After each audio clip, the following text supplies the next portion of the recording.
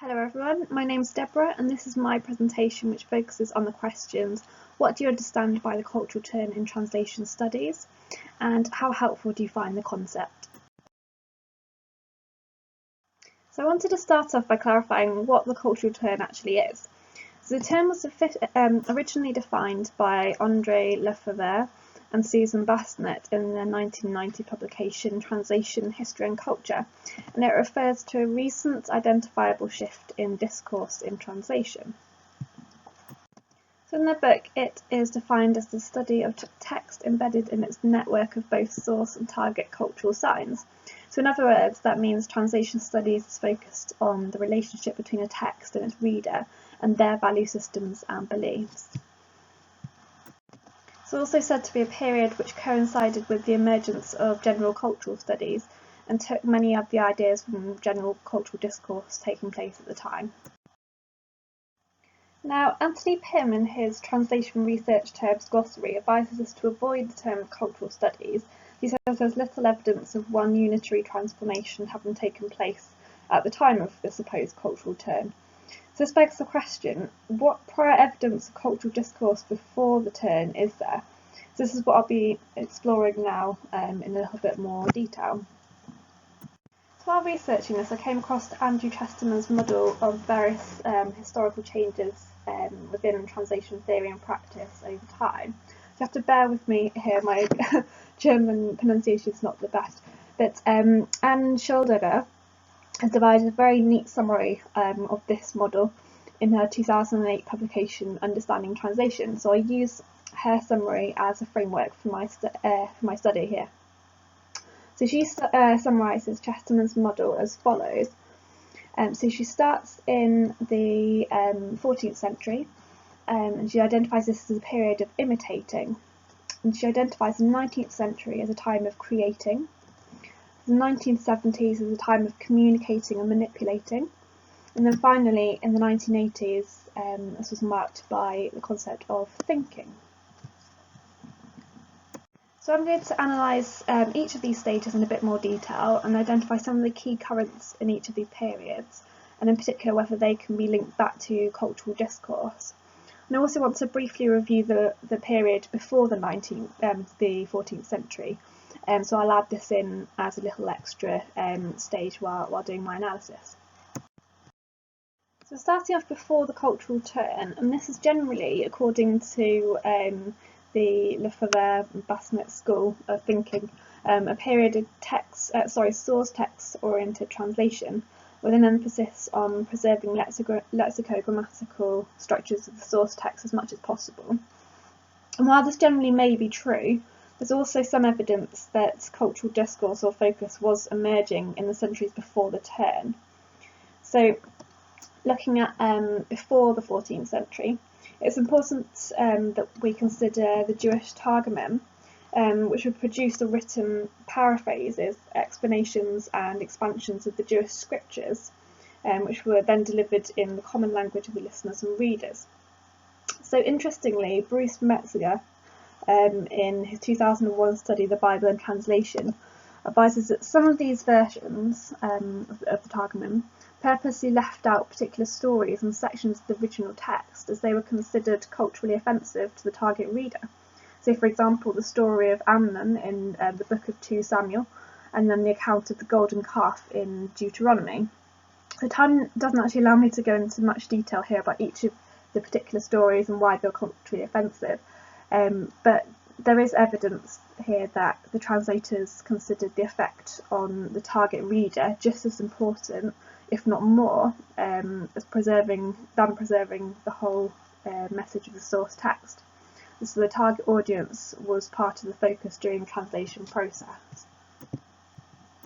So moving on to the 14th century, which is the period of imitating, amongst the various general mass of source text oriented translations, Martin Luther's Bible translation appeared in 1534. So this was a German language translation from Hebrew and ancient Greek, which, as Jonathan Sheehan said, were teachings that were formerly tinged with foreignness but were brought to the German people in their own living language. And Luther, interestingly, actually studied local dialects by visiting various German villages while writing this translation, as he wanted to bring the target text to the everyday German reader. So as you can see, there was already an awareness amongst some theorists and translators of cultural discourse and target-oriented rhetoric.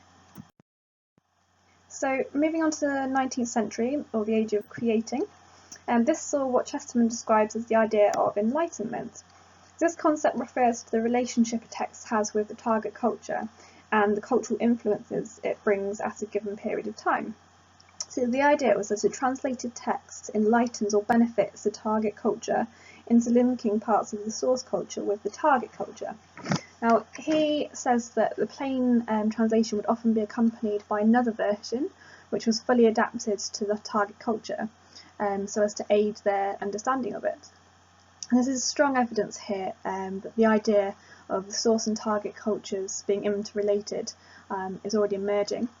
And that there's a slight shift of focus away from just the source text. However, there is still an echo of the source text in a lot of translators' work at the time, but with target language naturalness. So the 1970s has been classed as a period of communicating and manipulation, which already hints at more of a target-oriented approach. This was the age of Catford's translation shifts, which is a move away from formal correspondence and towards natural equivalence in the target language. Eugene Nieder also introduced the concept of dynamic equivalence, which is essentially the replication of effect that the source text has on its reader, reproducing this in the target text. And so that involves consideration of the target culture references and grammatical structures. So perhaps the most prevalent theory to emerge during this period was Vermeer's concept of scopos, or text purpose. So while Vermeer doesn't prescribe either source or text orientation when producing a translated text, he openly recognises that target culture orientation is a valid method of translation. So, having considered the period before the supposed cultural turn, let's focus on some of the main ideas during the period of the turn in the 1980s. So this is defined in the model as a period of thinking. So here, rather than concentrating on what a translation should be like, discourse is said to have turned to focus on what a translation is actually like. So that's to say, the study of the final product itself.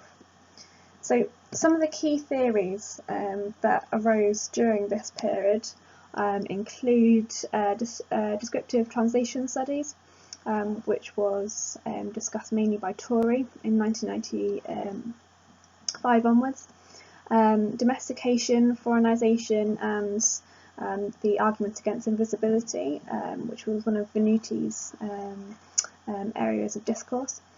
Norms, again, one of Torrey's. And then the general concept of cultural identity in translation, which was particularly brought to the foreground by Bissett in 1990. So some of these theories do focus on the target culture, for example, descriptive translation studies and cultural identity, but some others could be said to give importance also to the source text.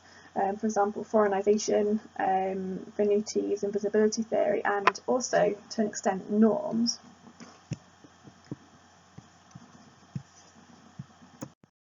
So in conclusion, the term cultural turn implies an entirely new direction in translation discourse, but as Pym said, that's not necessarily the case.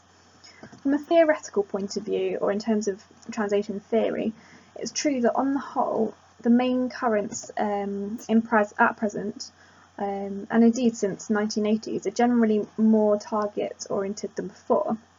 Translation theory has historically been less considerate or aware of text-reader relationships. However, I don't believe that it was a clearly identifiable shift or a marked period in which discourse made a rapid turn in a different direction. Based on the evidence discussed, it seems to me that there were signs of cultural awareness centuries before, which admittedly might not have dominated critical thinking at the time, but they certainly existed. Looking at it from another perspective, in terms of the practical translation methods employed at present, it's certainly untrue to say that all are target-oriented or culture-focused. So since Vermeer's Skopos theory, there's also general acceptance that in some cases there's no need to consider primarily target cultural factors or the relationship between a text and the target culture. So for example, translating some technical texts or the Bible in some cases. So a translator may still focus just on the source text and its culture and norms, depending on the field of work and the text Skopos. So therefore, I think the concept of a cultural turn shouldn't be considered as a short-term shift, but rather as a long-term process that evolved over the centuries. And it's certainly not a universal concept, but fully governs all present translation practice and discourse.